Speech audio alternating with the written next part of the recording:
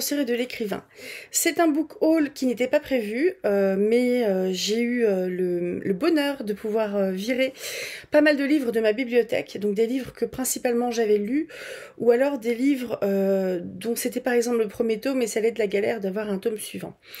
Et ce qui fait, et j'ai viré aussi des livres de cuisine, notamment où j'en avais vraiment pas mal, ce qui permet de libérer une étagère complète. Donc je me suis dit, j'avais envie de me faire un petit cadeau, qui n'est pas très onéreux, parce que j'en ai pour une trentaine d'euros. Et je crois bien que que j'ai rentré 23 livres, ce qui n'est pas rien. Sachant que faut que j'en lise aussi quand même pareil, parce que j'aimerais bien en fait garder cette espèce de le fait que la bibliothèque, ce soit pas des livres qui restent forcément, mais aussi des livres qui circulent. À savoir si je les rentre, si je les lis, qui me plaisent pas forcément, ou que l'expérience était sympathique, mais je n'ai pas forcément envie de les garder, ce qui fait que je vais les mettre en boîte à livres, parce que c'est des bouquins que globalement j'ai acheté à peu près entre 90 centimes et 3,50 € peut-être, un truc comme ça. C'est principalement des livres de poche. Il y a juste un grand format qui m'intéressait. C'est beaucoup de fantaisie et j'ai quelques livres historiques aussi, des romances historiques. Je vais commencer par les romances historiques, comme ça c'est fait, et après on ira à la fantaisie. Pourquoi j'ai voulu acheter des romances historiques? C'est parce que je pense que je l'ai déjà dit sur la chaîne. Donc j'ai commencé à écrire une romance historique qui n'a pas beaucoup avancé, mais il y a beaucoup des choses qui m'occupaient ces temps-ci qui sont terminées. Et le rythme de travail ou d'activité bénévole va être un petit peu moindre par la suite. Et je pense surtout que je vais plus jamais me charger autant. Donc je voulais lire quelques romances historiques pour voir tout simplement, pour me rappeler comment c'est fait. Sachant que je préférais lire des livres qui ne sont pas par exemple à la Bridgerton. Parce que pour moi, les romances comme Bridgerton, c'est surtout des romances où le contexte historique, il est certes présent, mais il est très lointain. Il est très lointain parce qu'on ne sait pas en fait vraiment, à part le quotidien des gens, qu'est-ce qui se passe dans leur vie, qu'est-ce qui se passe autour d'eux, etc. Donc je voulais lire des romances historiques pour voir un petit peu, pour en voir d'autres. Je commence par Le secret du docteur Barry de Sylvie Ouellette. On est aux éditions de Boré. Je ne connaissais pas cette édition de Boré. Au XIXe siècle, au Royaume-Uni, le médecin James Miranda Barry brille autant par son intelligence que par ses excentricités. Tempétueux et avant-gardiste, il sème le trouble sur son passage et ne laisse personne indifférent. Mais ce que nul ne soupçonne alors, c'est que James Miranda Barry est une femme. Engagée dans l'armée comme médecin militaire, elle va sillonner les colonies britanniques, se retrouvant dans des situations parfois cocasses et connaître des histoires d'amour aussi intenses qu'improbables. Mais comment vivre continuellement en camouflant son corps de femme? Comment concilier sa véritable nature et cette vocation dévorante? Le destin incroyable d'une femme tenace et passionnée. On précise que Sylvie Ouellette, de formation scientifique, travaille désormais dans la communication et consacre son temps libre à l'écriture. Un style vif, allié à des sujets forts, confère à ses romans une intensité toute particulière. Et Gérard Collard, qui était, il fut un temps à la télé, mais bon, je regarde plus beaucoup la télé, donc je sais pas trop. Lui, il dit que c'est un roman extraordinaire, c'est une page de l'histoire des femmes qu'il vous faut lire absolument. On est au 19e siècle au Royaume-Uni. Moi, ce que je veux écrire, c'est l'entrée en guerre des États-Unis dans la Seconde Guerre mondiale. Donc, à la fois les femmes qui restent en Amérique, mais aussi ce qui va se passer pour les hommes qui sont en Europe ou dans le Pacifique. Et dans un contexte aussi où les gars, ce sont tous des potes qui font partie du même club de moto. Et ce sont des clubs de moto avant que certains de ces clubs ne basculent dans la délinquance. Et parce que j'aimerais bien travailler plus tard sur la manière dont les vétérans ont été accueillis à leur retour de guerre, de retour aux États-Unis, et comment eux, ils vivaient ce retour de guerre. Édimbourg 1810. Ce soir, messieurs, vous allez faire un pas de plus dans un univers auquel très peu ont eu accès à ce jour. C'était avec cette simple phrase que le docteur Andrew Fyfe commençait toutes les séances de cours d'anatomie particuliers, pour ne pas dire clandestins, qu'il dispensait aux jeunes étudiants. Dans un rituel quasi religieux, il retirait ensuite d'un geste théâtral la toile qui recouvrait le corps inerte sur la table de dissection, une modeste planche posée sur des tréteaux. « Approchez, je vous prie », lança-t-il au garçon hésitant. « Ce cadavre m'a coûté une petite fortune. » Vous-même avez payé une somme considérable pour le privilège de cette démonstration. Vous vous devez donc de rester stoïque pour bien retenir tout ce que vous apprendrez au cours des prochaines heures. Mais ces exhortations n'eurent que peu d'effet sur les jeunes gens qui ne purent s'empêcher de reculer d'un pas. Était-ce la vue de ce cadavre qui, bien que fraîchement déterré, commençait déjà à dégager des odeurs repoussantes, ou ces yeux vides aux pupilles dilatées qui demeuraient fixes et insensibles, mais qui semblaient néanmoins tout voir et intimidaient ceux qui osaient croiser ce regard sans âme? Peut-être la lame qui entaillait le thorax, en un grand V allant des épaules au sternum, pour continuer en une longue trace jusqu'au pubis. Je ne vais pas aller beaucoup plus loin. Là, on précise que c'est une séance qui est clandestine parce que à cette époque-là, il me semble bien que les dissections étaient interdites parce que c'est pas très bien sur un plan catholique ou chrétien, etc. Et que faut pas toucher au corps parce que l'âme, etc. Ok.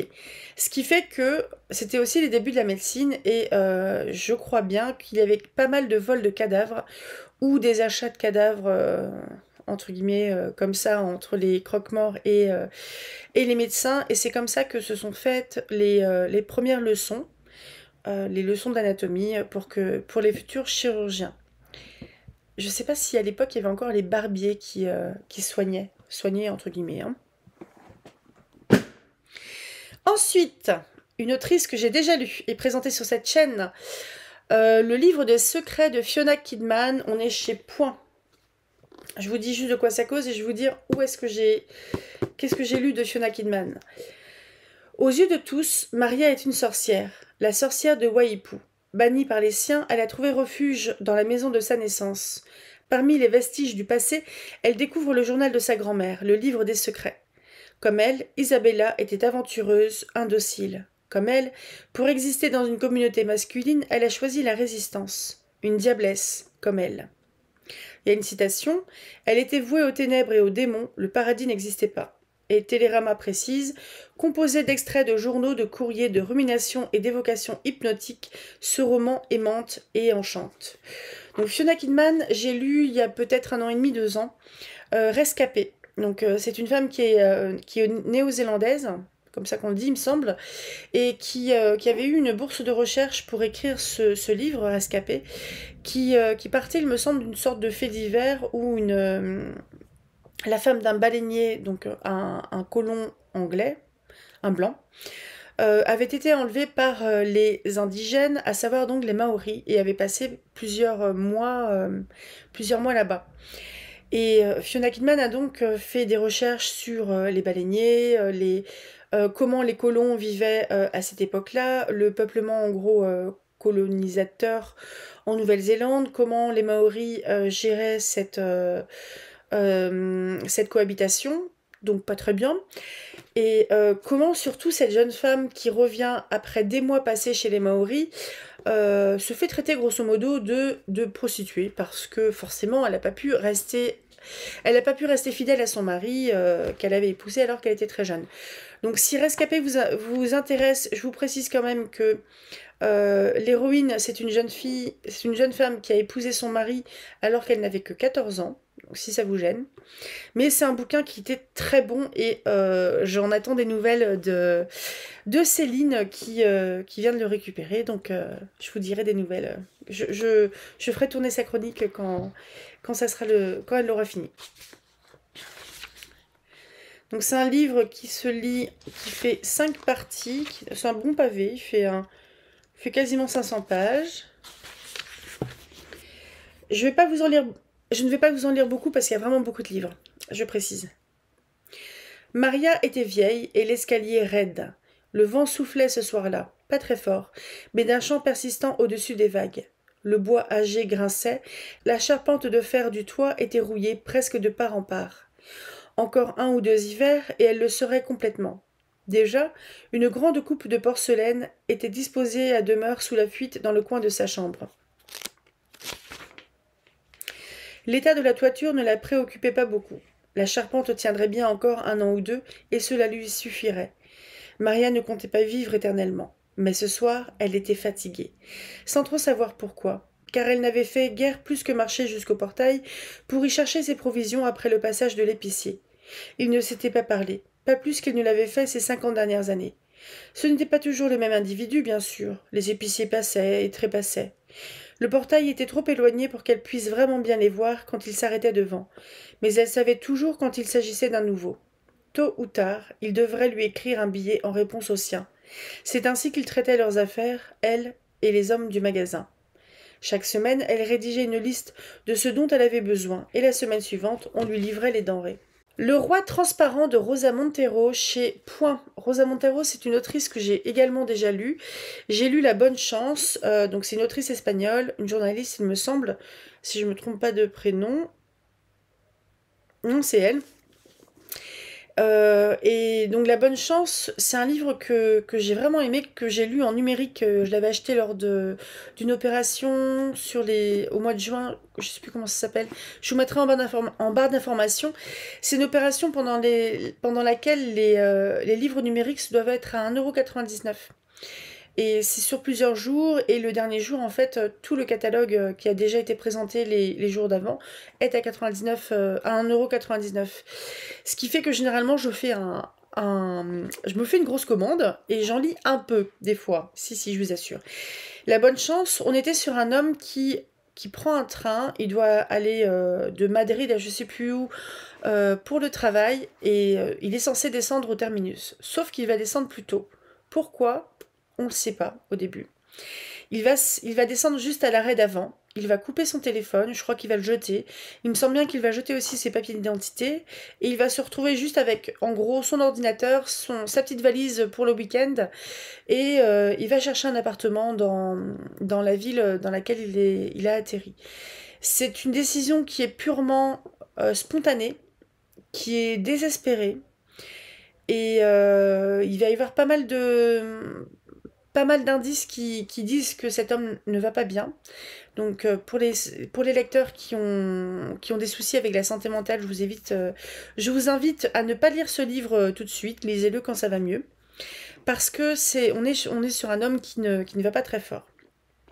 Et donc, le roi transparent, de quoi ça cause ? Léola revêt l'armure d'un chevalier pour échapper à une mort certaine et bouleverse dans un même mouvement le cours de son destin.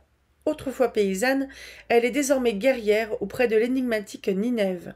Des champs de bataille à la cour d'Aliénor d'Aquitaine, Léola s'interroge.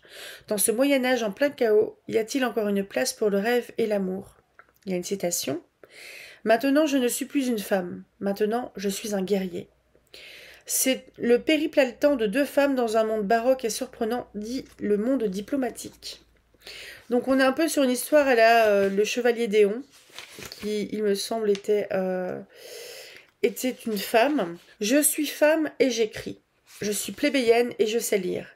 Je suis née serve et je suis libre. » Serve, je pense que c'est le féminin de serf. Serf. J'ai vu dans ma vie des choses merveilleuses. J'ai fait dans ma vie des choses merveilleuses. Pendant un temps, le monde fut un miracle. Puis l'obscurité est revenue. La plume tremble entre mes doigts chaque fois que le bélier cogne contre la porte. Un solide portail de métal et de bois qui ne tardera pas à voler en éclats. Des hommes de fer lourds et sales s'entassent à l'entrée. Ils viennent nous chercher. Les bonnes femmes prient. Moi, j'écris. C'est ma plus grande victoire, ma conquête, le don dont je me sens le plus fier. Et même si les mots sont dévorés peu à peu par le grand silence, ils constituent aujourd'hui ma seule arme. L'encre tremble dans l'encrier au gré des coups, elle aussi apeurée. Sa surface se ride comme celle d'un petit lac ténébreux, mais voilà qu'elle se calme étrangement. Je lève la tête dans l'attente d'un assaut qui ne vient pas. Le bélier s'est arrêté. Les parfaites aussi ont cessé le bourdonnement de leurs prières. Serait-ce que les croisiers ont pu entrer dans le château ? Je me croyais préparée à cet instant, mais je ne le suis pas. Mon sang recule tout au fond de mes veines. Je pâlis, tout entière transie par le froid de la peur. Mais non, ils ne sont pas entrés. Nous aurions entendu le fracas de la porte qui se brise, l'effondrement des sacs de terre dont nous l'avons renforcé, les pas rapides des prédateurs montant l'escalier. Les bonnes femmes écoutent, moi aussi. Les hommes de fer cliquettent sous les meurtrières de notre forteresse. Ils se retirent. Oui, ils sont en train de se retirer. Le soleil est sur le point de disparaître et ils préfèrent sans doute savourer leur victoire à la lumière du jour. Ils n'ont pas besoin de se hâter. Nous ne pouvons pas nous enfuir et il n'existe plus personne qui puisse nous aider. Dieu nous a accordé une nuit de plus. Une longue nuit. J'ai toutes les bougies de la réserve à ma disposition, puisque nous n'allons plus en avoir besoin. J'en allume une, j'en allume 3, j'en allume 5. La pièce s'illumine d'une belle clarté de palais. Et dire que nous avons passé tout l'hiver dans le noir pour ne pas les gaspiller. Les bonnes femmes recommencent à marmotter leur Notre Père. Je trempe ma plume dans l'encre paisible. Ma main tremble tant que j'y déchaîne des vagues. Je trouve que la couverture, elle est vraiment sympa. C'est elle qui m'avait attirée.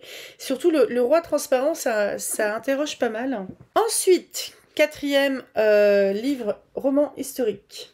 Indulgence de Jean-Pierre Bourg. On est chez Pocket.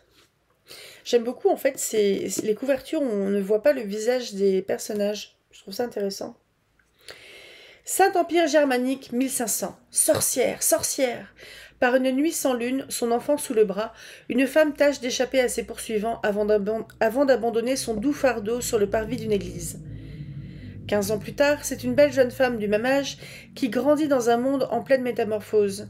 Si les lumières de la Renaissance dardent leur premier feu, la peste, la guerre et la superstition étendent toujours leurs ombres sur le destin de Gretchen.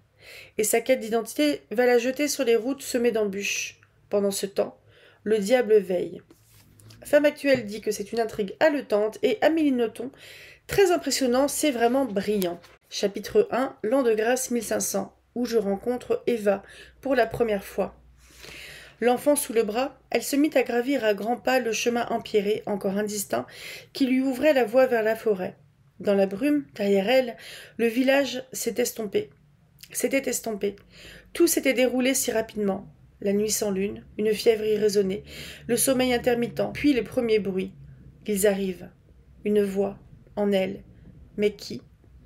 À travers l'étroite fenêtre, entre les grands arbres agités par le vent, elle avait vu bouger des ombres, puis entendu clairement, issu du fond de la nuit, un sourd martèlement de sabots. La rapprochant de la forêt, le chemin continuait à monter. Comme la brume paraissait se lever, elle entreprit de courir, malgré la peur qu'elle éprouvait d'en perdre son souffle. Aussi courut-elle d'un pas régulier, reprenant fréquemment haleine, l'enfant, toujours endormi, fixé à son épaule gauche par un large bandeau d'étoffe noué sous l'aisselle. Donc on est vraiment sur le début du résumé, en fait, le résumé. Mais je me disais pourquoi pas.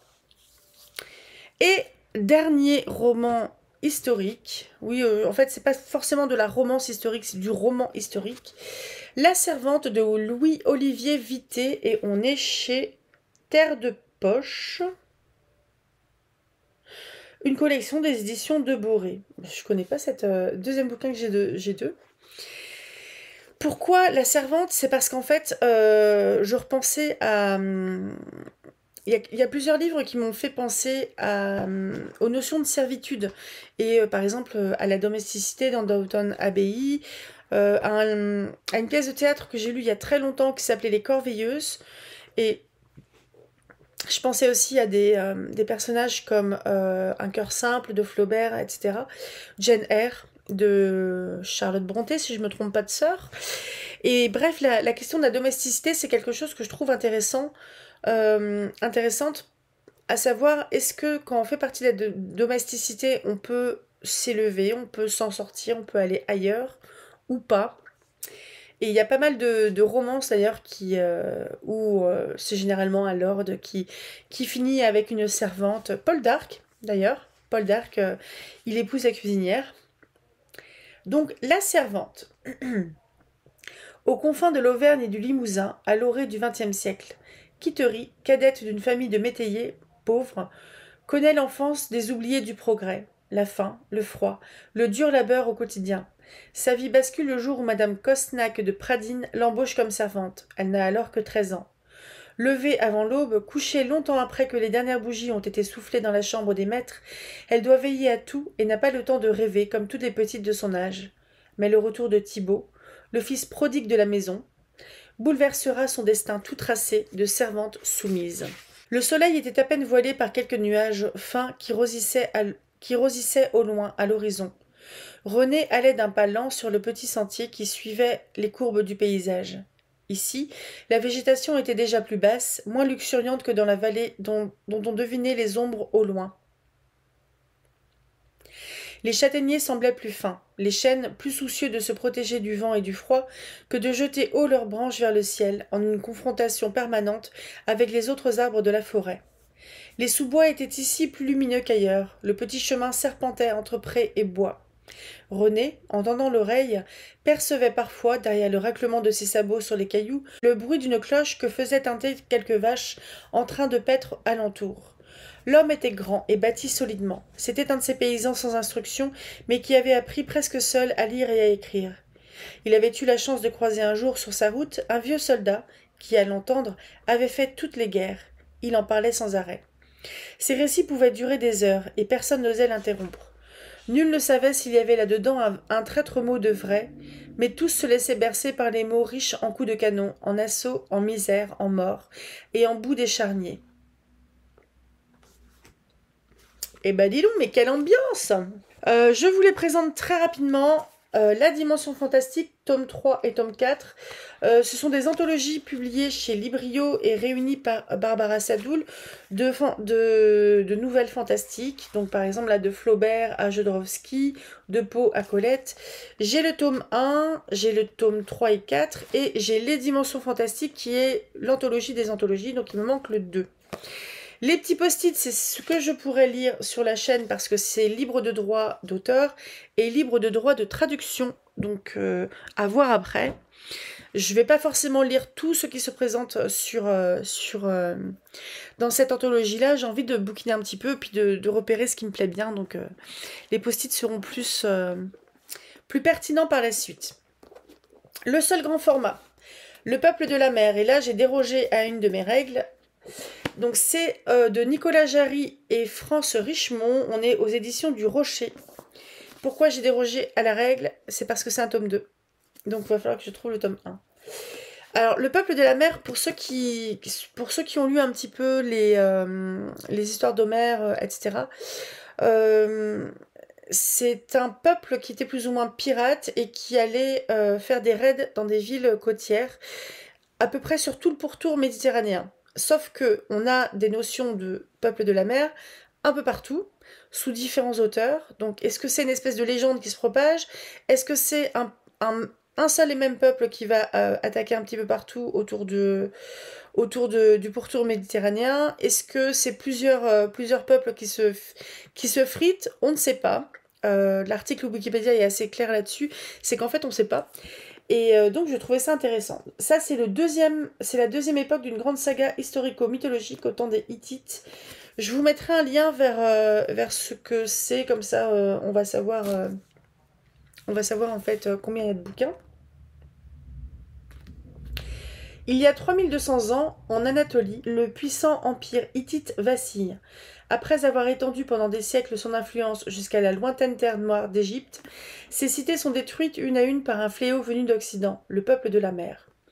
La toute-puissante Hattusa, capitale de l'empire, est à son tour réduite en cendres, mais Puduepa, une princesse de sang, descendante des plus grands rois hittites, est sauvée par des guerriers nomades qui poursuivent une quête mystérieuse. Parmi eux se trouve Milial, une étrange jeune femme marquée par les dieux. Puduepa cherche à ressusciter l'empire mourant, mais en ces temps où les dieux décident de la vie des mortels, sa destinée se trouve inexorablement happée par celle de ses sauveurs. Donc, le premier roman, c'est Sphinx. Je vais regarder rapidement combien il y en a. Donc, il y a bien 2 livres dans la série. C'est Sphinx et c'est ensuite Le Peuple de la Mer. Et je pense qu'on est vraiment dans un côté... On parle de grandes sagas historico-mythologiques au temps des Hittites. Orimga, la déesse soleil, se couchait à l'horizon, teintant d'or la rivière qui serpentait entre les rochers de Cabados. La jeune femme gardait la tête baissée. Elle ne voulait pas que l'on voie ses larmes couler le long de ses joues. De là où ils étaient, ses compagnons ne distinguaient d'elle qu'une silhouette sombre, et c'était bien ainsi. Pour l'heure, elle espérait seulement qu'il respecte son besoin de solitude. Elle les rejoindrait bientôt, afin de partager le frugal repas du soir. Le confort n'était pas le lot des aventuriers, et ces derniers jours lui avaient permis de découvrir l'amer quotidien de ceux qui partent en quête. Malgré elle, il faut bien l'avouer. Milial était son nom. C'était une gamine espiègle qui le lui avait donné, une petite fille de la tribu nomade qu'il avait recueillie enfant, et qui était devenue sa sœur et son amie. Où était-elle, la petite Lydie? C'était aujourd'hui une femme qui avait su charmer le plus séduisant guerrier de leur peuple. Elle ne les avait pas suivis. L'aventure n'était pas pour elle. Lydie aurait été terrifiée par l'incertitude et par la proximité du danger. Son destin était ailleurs, mais elle lui manquait cruellement. Le destin. Milial effleura l'eau glacée de sa main droite. Tout était là. Le destin. C'est lui qui décidait de tout, qui avait décidé pour eux, pour elle. Milial aurait tant aimé être comme les autres, mais elle était marquée par la divinité. Oui, je suis recoiffée, j'ai changé de cadre parce que j'ai fait une pause. Il reste 14 livres à présenter, j'ai déjà 30 minutes de rush, au secours. Donc, on continue. Là, on est uniquement sur de l'imaginaire, sur l'ensemble du reste de la vidéo. Or et nuit de Mathieu Rivero chez Helios. Helios, c'était la collection poche des moutons électriques, une maison d'édition qui a fermé ses portes il y a quelques mois. Et ce qui m'emmerde profondément, d'ailleurs. Des 1001 histoires que j'ai pu compter, aucune n'est aussi fabuleuse que celle que je m'apprête à te narrer. On y voyage de cités mortes en jardins luxuriants, de royaumes en désert et de geôles en palais. On y croise djinns et ghouls, sultans et dragons, reines et démons, et les lignées maudites s'y affrontent autant que les passions se déchaînent. Vois-tu, elle recèle en son cœur une bien plus unique distinction. Cette histoire d'amour et de mort est vraie. Je l'ai vécue. Parole de Scheherazade. A priori, c'est une suite des 1001 nuits. C'est écrit petit, mais vraiment, police 10 là, et encore. Au beau milieu de la montagne déserte, Scheherazade arrêta son ascension. Elle déboucha son outre et avala une gorgée d'eau. Le liquide coula trop vite et déborda de sa bouche, lui arrachant un juron gargouillant. Elle regarda les quelques gouttes tombées au sol, absorbées par la poussière, avec une pointe de regret. Elle referma le récipient et le repassa en bandoulière avant de se gratter le poignet. Dès que l'inspiration la guettait, ce picotement familier apparaissait. Raconter constituait le seul remède à ce mal. Elle avait longuement songé à la manière de retracer l'histoire de Schahriar, sa jalousie maladive, ses envies meurtrières, et pensait à présent avoir trouvé le bon angle d'attaque. Le sultan d'Ouloud était devenu fou de jalousie après avoir découvert que son épouse le trompait. Il s'était donc mis en devoir de s'assurer de la fidélité de ses femmes suivantes. Il faisait décapiter ses compagnes au petit matin, régnait la journée et se remariait le soir. Le nombre de prétendantes ayant drastiquement baissé, le vizir de Schahriar avait été obligé de proposer la main de sa plus jeune fille, Dunyazad. Scheherazade s'était alors insurgée et avait remplacé sa sœur, avec l'idée de tenir le sultan en haleine en lui racontant des histoires qui jamais ne finiraient. La reine et ses contes avaient peu à peu soigné la folie de Schahriar. Bien entendu, cette légende-là avait déjà été relatée. On savait les stratagèmes et les ruses qu'elle avait employés. Comment, après 3 années d'âpres négociations et 2 enfants, les craintes de son mari avaient été apaisées, la paranoïa endormie, la colère domptée. Le regard de la reine aux 1001 contes se perdit dans le ciel trop bleu du désert, et le goût de la liberté lui vint en bouche. Loin des palais étouffants et des cours trompeuses, la reine se sentait dans son élément, prête à devenir sauvage ou à vivre de nouvelles péripéties. Elle ne se lassait jamais de trouver des motifs à glisser dans une intrigue, de donner du brillant à la réalité. Je vais m'arrêter là.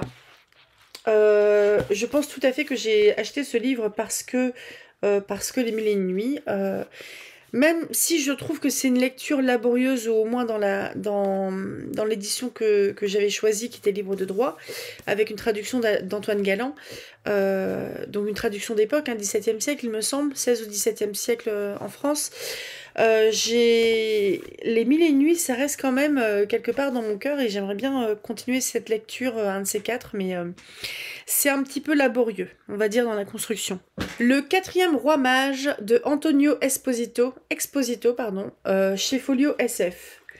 Élevé dans le sang de ses frères vikings, Björn Björnsen est venu échouer son armée sur les glaces du Grand Nord pour mettre fin au massacre perpétré par son peuple. Au sein d'une tribu inuite, il apprend que les âmes peuvent s'unir autant que les corps. C'est alors qu'un ange vient lui confier une mission. Avant l'aube, il devra être le témoin d'une naissance. Débute ainsi une épopée marquée du sceau de la violence et de l'amour, une quête de rédemption qui conduira le prince viking aux confins de la planète bleue et au plus près de ses propres démons. On est sur une réinterprétation du mythe du Père Noël. C'est le premier roman de l'auteur. Il y a une note de l'éditeur. Ça avait été chez qui ça avant? L'édition du Penseur. Je vais vous lire un petit bout. Le premier paragraphe. La rencontre. Comme souvent, tout avait commencé avant qu'il n'y paraisse. C'était le réveillon. Maman m'avait demandé de l'aider à rapporter nos assiettes sales en cuisine. Elle me suivait, ma sœur au creux de ses bras, pendant que je me chargeais des plats, et à notre retour dans la salle à manger, le Père Noël avait déposé les cadeaux. Comment cela avait-il pu se faire? D'où j'étais, comment passer la porte sans que je le voie traverser le couloir, la fenêtre sans que j'en perçoive le courant d'air, la cheminée, puisque nous n'en avions pas. Je n'avais senti qu'un vague remuement dans la pièce que j'avais quittée et un tsunami dans celle du conte qui me peuplait. Du conte C-O-N-T-E. Oui, je vous lis pas plus parce que ça va être long et qu'il y a beaucoup de livres. Donc là, en fait, rapprocher le mythe du Père Noël, les rois mages, d'un guerrier viking, parce qu'on est bien sur un guerrier viking, un prince viking, je trouve que c'est assez audacieux et c'est assez sympa comme réécriture de conte, donc ça me donne envie. Les faucheurs sont les anges de Alden Bell. On est chez Folio SF aussi. Temple a 15 ans. Elle ne peut se souvenir du monde tel qu'il était avant, il y a 25 ans. Avant que les morts ne reviennent à la vie, avant de se retrouver seule ou presque, sans personne d'autre qu'elle-même pour assurer sa survie. Heureusement, elle semble faite pour ça, et son périple sur les routes des États-Unis lui permet de se nourrir chaque jour de la beauté du monde. Pourquoi, dès lors, éprouve-t-elle éprouver le moindre ressentiment pour les autres, les limaces, les sacs à viande, les zombies? C'est le mari de Megan Abbott, ce monsieur. Dieu est un dieu roublard. Temple le sait. Elle le sait grâce à tous les miracles de pochettes surprises que lui réserve cette planète en ruine. Comme ces poissons disco près du rivage. C'était vraiment quelque chose, une pure merveille, sans commune mesure avec ce qu'elle avait pu voir jusque-là. La nuit était alors bien avancée, mais la lune était si lumineuse qu'elle projetait des ombres profondes sur tout l'îlot. Si lumineuse qu'elle y voyait presque mieux qu'en plein jour, comme si le soleil trahissait la vérité, comme si ses yeux étaient des yeux de nuit. Elle avait quitté le phare et gagné la plage pour admirer le disque lunaire au zénith dans toute sa pureté. S'était aventurée dans l'eau peu profonde pour laisser ses pieds s'enfoncer dans le sable, les vaguelettes lui chatouillaient les chevilles. C'est alors qu'elle avait remarqué le banc de tout petits poissons, frétillant dans les flots comme des billes qui s'entrechoquent dans un cercle de craie. Des alevins phosphorescents aux écailles argentées, avec quelques spécimens dorés ou roses. Ils étaient venus danser autour de ses chevilles, et quand elle avait senti le frottement électrisant de leur corps minuscule, elle avait eu l'impression d'être à la fois au clair de lune et dans la lune. C'était pour elle un spectacle inédit. En quelques 15 ans d'errance sur la planète Terre, elle n'avait jamais vu ça. Et, si l'on peut affirmer que le monde court à sa perte, que les enfants de Caïn ont pris le pas sur une humanité juste et vertueuse, Temple sait une chose. Malgré l'enfer qu'est devenu la vie sur Terre, le mal qu'elle a pu commettre elle-même et la succession de désastreux coups du sort qui l'ont conduite sur cet îlot à l'égard des hommes, eh bien, c'est à tout cela qu'elle doit d'avoir assisté, sous la lune claire comme le jour, au miracle des poissons électriques, qu'elle n'aurait jamais vus sinon. Et oui, Dieu est un Dieu roublard. Il fait en sorte que chacun assiste à ce qu'il est censé voir de ses propres yeux. Wow. Quelque chose de poétique. Donc de la poésie zombie. J'attends de voir. La fille de l'alchimiste de Kyle Meyer. Fin du XIXe siècle, Aura Incitoris a grandi dans le labyrinthe de couloirs obscurs du château de ses ancêtres, bâti sur un récif de la Baltique. Lorsque son père, l'alchimiste Nestor Nepomuk Incitoris, est assassiné sur l'ordre de son plus vieux rival, la jeune fille se trouve entraînée malgré elle au cœur d'un conflit dont les racines remontent au Moyen Âge. Aux côtés de son frère adoptif, elle décide d'affronter le meurtrier de son père. S'initiant à son tour au terrible secret de l'alchimie, elle va braver les intrigues et les dangers et partir sur la piste du plus grand mystère de l'humanité, l'immortalité. C'est une couverture de Marc Simonetti, qui est l'illustrateur des couvertures de Georges Martin pour le Trône de Fer. La diligence se frayait un chemin à travers les dunes en chancelant et en patinant dans le sable fin. Le garçon jeta un œil par la fenêtre pour contempler la bâtisse qui se détachait sur la Baltique. Tout était très différent de ce qu'il avait imaginé, bien sûr. Il n'y avait ni tour ni créneau. Ce n'était pas un château de ce style. Le domaine était situé sur un îlot rocheux. Les murailles se fondaient dans la roche claire. On aurait dit qu'elles s'étaient formées dans la pierre au fil des siècles. La mer était sombre et immobile sous le ciel d'automne, mais des vagues venaient se fracasser contre les rochers. Comme pour se rebeller face à l'arrogance ténébreuse et muette des falaises anguleuses surplombant la mer. Le château d'Incitoris était bâti sur un rocher crayeux, encadré de minuscules îles impraticables, à peine plus grandes qu'une maison. Le garçon en compta tout d'abord 4, puis en les apercevant sous un autre angle, au détour d'un virage, il se rendit compte qu'il y en avait une 5e, cachée auparavant par le château. Un phare rayé de rouge et de blanc se dressait sur l'îlot, tel un cyclope vermoulu à l'œil lumineux, éteint depuis longtemps déjà. Seuls les aigles marins trouvaient encore refuge sur sa rambarde pour embrasser la mer du regard. Je trouve qu'il y a une jolie petite atmosphère là-dedans. La trilogie du Minotaure de Thomas Burnett Swan chez Folio SF. L'île de Crète abrite en son sein une vaste forêt interdite aux hommes.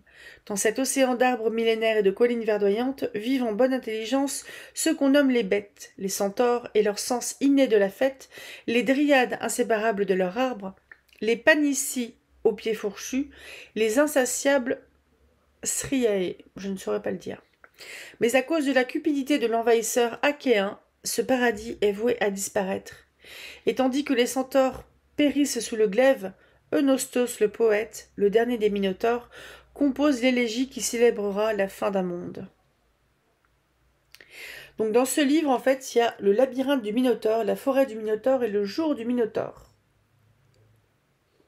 Cette trilogie fait d'ores et déjà partie des créations majeures de la fantaisie, telles Le Seigneur des Anneaux et La Forêt des Mitago. J'avais commencé à la lire, La Forêt des Mitago, et j'avais décroché au bout d'un moment. Oh, putain, c'est écrit petit. Je suis Zoé, la dryade de Crète. Oui, je vis dans un arbre. J'ai les oreilles pointues et les cheveux verts. Je refuse de révéler mon âge. Mais l'histoire que je veux conter ici est moins la mienne que celle de Cloche d'Argent, le dernier des Minotaures, à l'exception d'Onostos, son neveu, encore enfant. C'est aussi l'histoire des humains Lordon et Aura, qui envahirent mon pays, mais qui n'avaient aucun désir de conquérir ni de tuer. Lordon, qu'il soit béni, va m'aider dans ce conte, car il connaît le cœur des hommes. Il me faut encore parler de la Sphinge, ce monstre venu d'Égypte, bien que la moindre pensée qui lui est consacrée évoque la vague d'une tempête, qui vous bouleverse et vous étouffe, meurtrit votre visage sur le corail et menace de vous noyer. Un bon auditoire n'interrompt jamais le conteur. L'épée de l'hiver de Martha Randall chez Folio SF. Après avoir longtemps régné en tyran sur la puissante et glaciale province de Gentesie, Gambin est sur le point de mourir et prend un malin plaisir à ne pas désigner son successeur parmi ses héritiers. Intrigues et complots vont bon train et des jours sombres menacent le pays de Chirec. Liette, la messagère personnelle de Gambin, attend, elle, avec impatience, la mort de son seigneur pour être ainsi délivrée de son serment d'allégeance envers lui. Mais sa rencontre avec Emrys, un jeune orphelin, va la plonger, malgré elle, au cœur du danger.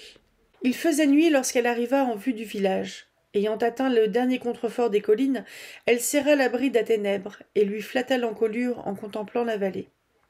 Sous la pleine lune, la rivière avait l'éclat mat de l'argent dépoli, un éclat qui se troublait à proximité des habitations, là où l'aube du moulin empêchait la glace de se former.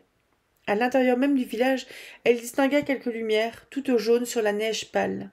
Cette grande bâtisse violemment illuminée, au centre, était sans doute l'auberge, où l'on venait sacrifier aux usages de la convivialité avant d'aller se coucher. Dans ces montagnes, les gens ne veillaient guère, et ils se levaient avec le soleil. Ténèbres tourna la tête d'un air interrogateur, de petits nuages glacés lui sortaient des naseaux. La déesse des marguerites et des boutons d'or de Martin Millar, on est chez Folio SF. Martin Millar, c'est un auteur d'un livre dont je m'étais débarrassée qui s'appelait Les Petites Fées de New York, que j'avais trouvé, ma foi, en fait, j'ai un souvenir agréable de cette lecture, mais sans que ce soit non plus transcendant. Donc un bon petit bouquin à lire. Athènes, 421 avant Jésus-Christ. Depuis des années, Sparte et Athènes se font la guerre. Dans les deux camps, le peuple n'aspire qu'à une seule chose, la paix. C'est d'ailleurs le titre de la nouvelle pièce d'Aristophane, avec laquelle il compte bien remporter le premier prix aux prochaines Dionysies. Mais les répétitions sont catastrophiques, et le dramaturge court au désastre. Pourtant, beaucoup pensent, y compris parmi les dieux, que du succès de la pièce pourrait dépendre l'issue des négociations en cours entre les belligérants. Aristophane, dramaturge. L'agora ne désemplissait jamais. Tout le monde venait y faire ses courses. Les pièces volaient de bouche en main et de main en caisse, au rythme des produits achetés et vendus. Les marchands criaient leur prix, les amis se saluaient et se donnaient des nouvelles. De temps à autre, un petit garçon échappait à la surveillance de son tuteur pour venir chercher refuge derrière les étals. À quelques jours du festival des Dionysies, la place était noire de monde. Aristophane aimait beaucoup cet endroit, non qu'il fût particulièrement doué pour faire le marché ou tenir une maison. Pour l'essentiel, il laissait cela à son majordome, Épictétos, mais l'agora était un excellent terrain d'observation et l'une des principales sources d'inspiration des pièces qu'il écrivait. Les gens savaient qu'Aristophane les observait. Cela ne les dérangeait pas. Pour beaucoup, c'était devenu un sujet de plaisanterie. Si Aristophane te voit, tu vas finir dans sa prochaine comédie. Alors ça a l'air d'être découpé en tout petit point de vue de quelques pages. Donc ça me dit bien, ma foi. Je trouve ça sympa. Et je vous ai dit, hein, les réécritures de mythologie, etc., c'est un truc qui fonctionne avec moi. Les Avides de Guillermo del Toro et de Chuck Hogan, on est chez J'ai lu. Donc j'ai lu de Guillermo del Toro La forme de l'eau qu'il a écrit avec un autre auteur dont j'ai oublié le nom et qui est un roman en fait. Donc je ne sais pas si c'est une novélisation de son film La forme de l'eau, mais c'est un livre que j'ai trouvé vraiment très bon. Le film est vraiment génial aussi. Donc, à voir. Les Avides. Après une enquête qui a mal tourné, Odessa Hardwick est mise à pied. Dévastée, la jeune agent du FBI n'est pourtant pas en cause. Sur la piste d'un meurtrier avec son collègue, elle s'est en effet vue obligée de commettre l'irréparable. Mais ce qui la choque le plus n'est pas d'avoir fait usage de son arme. Elle pense avoir vu une présence ténébreuse quitter le corps de sa victime. En attendant des jours meilleurs, Odessa accepte une mission à New York.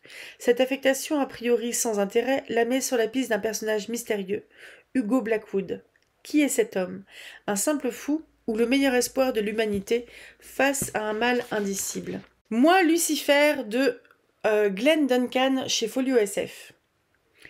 Prisonnier par la volonté de Dieu, du corps d'un écrivain fraîchement suicidé et chichement membré, moi, Lucifer, ange déchu, porteur de lumière, prince des ténèbres, de l'enfer et de ce monde, seigneur des mouches, père du mensonge, suprême apostat, tentateur, antique serpent, séducteur, accusateur, tourmenteur, blasphémateur et, sans contestation possible, meilleur coup de l'univers visible et invisible, demandez donc à Ève, cette petite garce, j'ai décidé, tadam, de tout dire. Tout, presque. Le funk, le swing, le boogie, le rock. C'est moi qui ai inventé le rock. Si vous saviez tout ce que j'ai inventé. La sodomie, bien sûr, la fumette, l'astrologie, l'argent. Bon, on va gagner du temps. Tout, absolument tout ce qui vous empêche de penser à Dieu. C'est-à-dire à peu près tout ce qui existe. Moi, Lucifer est un hilarant portrait du diable sous forme de confession pour le moins très intime. Le dernier chant d'Orphée de Robert Silverberg, on est chez ActuSF, les anciennes éditions. On dit qu'il pouvait, par son chant, charmait les animaux et les arbres. Sa voix fit chavirer les sirènes elles-mêmes. Mais son cœur appartenait à Eurydice, et lorsque la mort vint la lui ravir, Orphée se présenta aux portes des enfers, armé de sa seule lyre, avant de reprendre à Hadès l'âme de sa bien-aimée.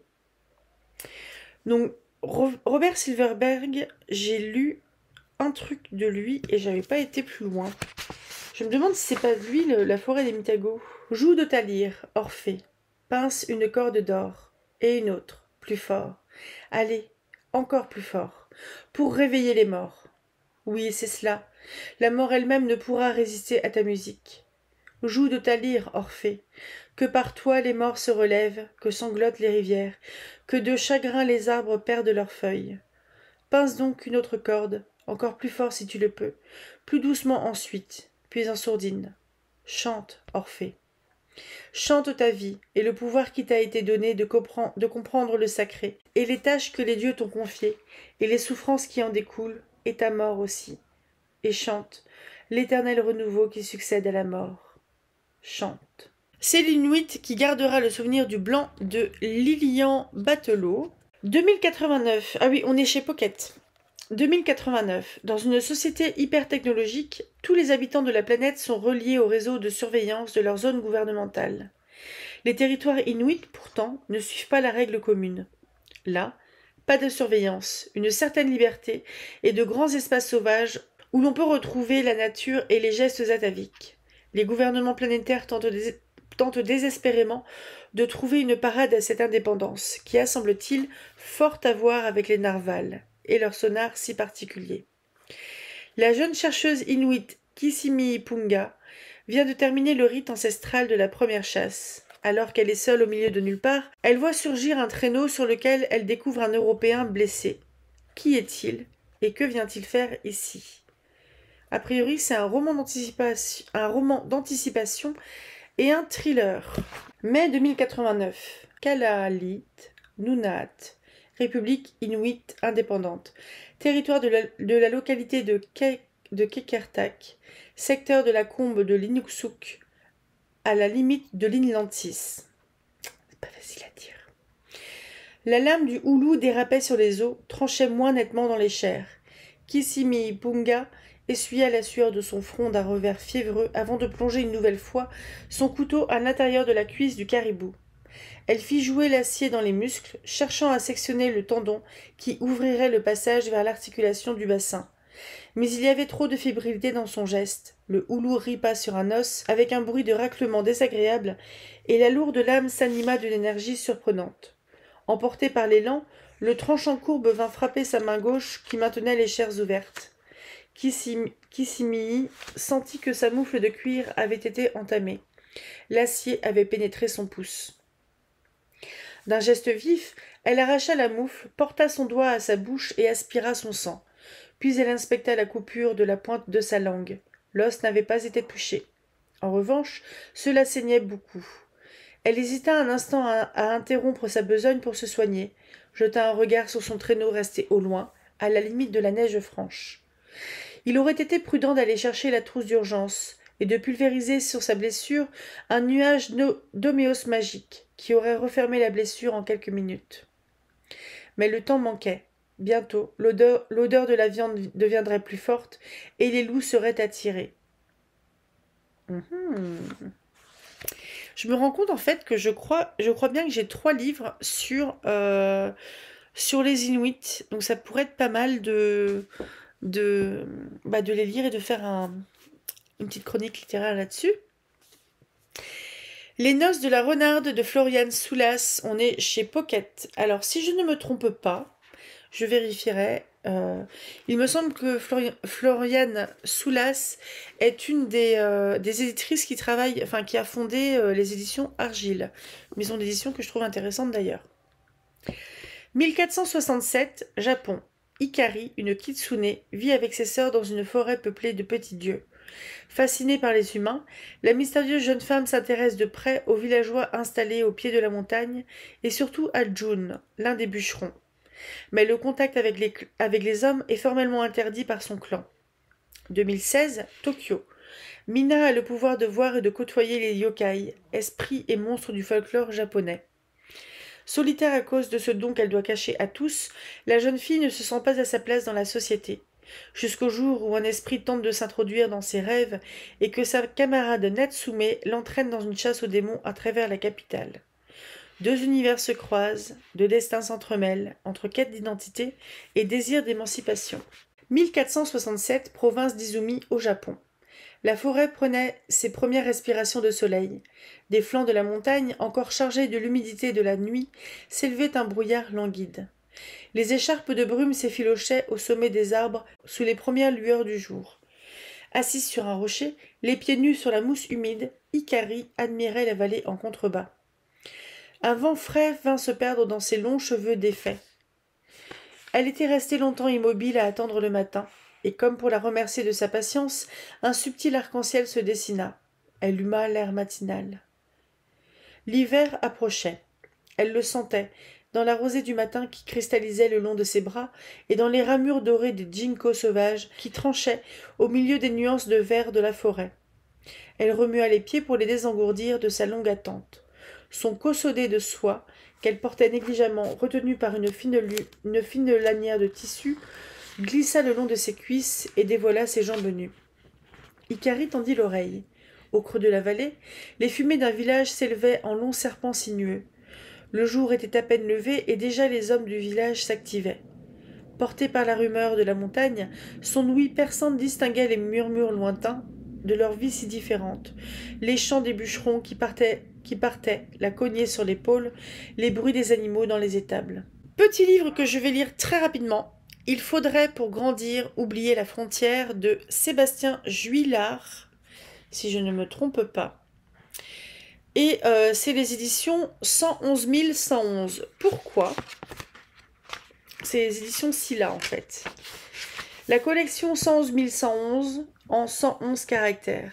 Une novella inédite, une contrainte formelle, 111 111 signes de la première lettre de son titre à son point final. Donc on est sur une dystopie qui se passe dans la bande de Gaza. Et je me suis dit, alors si vous me connaissez bien, si vous suivez un petit peu mes vidéos de temps en temps, en fait je ne suis pas trop l'activité. Bon, je sais quand même qu'il se passe des choses pas très nettes dans la bande de Gaza, mais je ne regarde pas les infos parce que je trouve ça déprimant. Et peut-être que de temps en temps, se faire un peu violence, ça peut être sympa. Surtout que cette petite édition là, elle est, je trouve que c'est vachement intéressant ce qu'il propose. C'est la librairie Scylla en fait qui a sorti ces bouquins. Le premier tirage c'était 2000 exemplaires et les 2 x 50 premiers exemplaires étaient tous numérotés. Donc celui-là n'a pas de numéro. Mais bref, on est sur une novella qui fait à la louche 60 pages, un petit peu moins je pense. Et je trouve que l'objet livre est vachement joli. On est sur quelque chose de très petit. Il y a 2 rabats de chaque côté avec des illustrations. Et sur les premières pages, on a un petit peu de graphisme de barbelé en gros sur les quelques premières pages. Et je trouve que c'est, ma foi, c'est assez couillu d'écrire là-dessus. Donc je me dis, ça serait dommage de passer à côté. Donc je vous en dirai des nouvelles bientôt, ce que je promets à chaque fois que je fais des book hauls, alors que sur tous les book hauls que j'ai fait, j'en ai peut-être lu 5 des bouquins. Hein, ne jugez pas. Rétrograde, dernier livre de Peter Caudron, chez Folio SF. Liz Anderson est l'une des 120 personnes vivant au sein de la colonie martienne Endeavour. Je ne sais pas comment on le dit. Entourée de ses collègues représentant les principaux pays du monde et sous la direction de 4 agences spatiales travaillant de concert, Liz s'est engagée pour une mission de 10 ans sur la planète rouge. Mais la camaraderie martienne vole en éclats lorsque sur Terre, le feu nucléaire pleut sur plusieurs grandes villes. Les communications sont coupées et les colons se retrouvent isolés à des dizaines de millions de kilomètres de chez eux. Qui croire quand les rumeurs prennent le pas sur l'information? Vers qui se tourner quand les rivalités entre les nations ressurgissent? Et comment, malgré le chagrin et l'incompréhension, continuez à agir pour le bien de la colonie et de l'humanité tout entière. D'autant qu'à chaque instant, Mars peut vous tuer. Donc a priori, on est sur un thriller de science-fiction sous haute tension. L'alcool de riz me fait tourner la tête. Ok, distribue encore une fois, lance James en empoignant les bords opposés de la table. J'ai pigé le truc. Je peux duper le propriétaire terrien. On dit doudizou, répond Su-Shun. Combattre le propriétaire, pas le duper. Je me tords de rire pendant que Jian-Yu me resserre un shot. Essaierais-tu de me saouler? Jian-Yu me répond, mais je n'arrive pas à l'entendre à cause du vacarme de la partie et des protestations de James. Duper, c'est gagner sans être vu, l'ami, explique ce dernier. Duper, c'est aussi bien que combattre, parfois même mieux. Parfois oui, admet Su-Shun, tout en distribuant les cartes. Jian-Yu me sourit, puis se tourne vers James. Tu parles comme Sun Tzu dans l'art de la guerre. Il a dit ça, demande James, la voix pleine d'innocence. Non, répond Su-Shun, et tout le monde éclate de rire. Toi, tu as trop bu, fais-je remarquer à James. Pourtant, c'est moi qui vacille sous l'effet de l'alcool dans la faible pesanteur martienne. Je me retiens d'une main au bord de la table. J'ai l'impression que je pourrais m'envoler. Le reste de l'équipage chinois se rassemble autour de nous. Il crie et parie, parlant si vite que j'ai du mal à croire qu'on puisse suivre la conversation. Tout ce que je puis dire, c'est qu'il y a beaucoup d'agitation autour de James et de ses fanfaronnades profondément déplacées. Les Chinois parient à la fois sur lui et contre lui, mais je pense que c'est surtout contre. Il y a une bonne petite ambiance, dis donc. J'ai une pile de livres là, si vous saviez. Donc j'ai été totalement déraisonnable, mais ça ne coûtait que 30 €. Ça va prendre beaucoup de place et ça va prendre beaucoup de temps à les lire parce que ça fait 3 mois de lecture quand même à peu près. Non, un petit peu moins. 20 livres, ouais, il y a 22, 23 livres, ça fait 2 mois de lecture. Ça fait très très beaucoup, sachant que j'ai encore très très beaucoup de livres à lire dans ma bibliothèque et ailleurs parce que je suis littéralement entourée de livres ici. Il y en a là, il y en a là, il y en a derrière l'ordinateur, il y en a là, il y en a derrière, il y en a partout. Donc, on va s'y mettre, écoutez, hein, ma foi. Donc j'aimerais bien vous faire un retour dans pas trop longtemps non plus parce que faut y aller quoi. Et et voilà, je vais m'arrêter là. J'espère que c'est un book haul qui vous a plu. Autant que moi, j'ai adoré passer mes quelques soirées à remplir mon panier. Et j'ai sauté dessus en fait quand j'ai vu qu'il y avait les dimensions fantastiques, là, les 2 et 3. On va voir ce que ça va donner. Et n'hésitez pas à me dire ce qui peut vous intéresser dans ces livres-là, si vous en avez lu, si vous auriez des conseils de lecture en rapport avec ça. Donc là, j'avais vraiment envie de me faire un gros plein d'imaginaire. Il y a un petit peu de fantaisie, il y a un peu de SF, pardon, que je lis pas beaucoup, malheureusement. Après, faut pas mourir bête, donc je vais y aller. Je vous souhaite un très bon mercredi, à tout bientôt.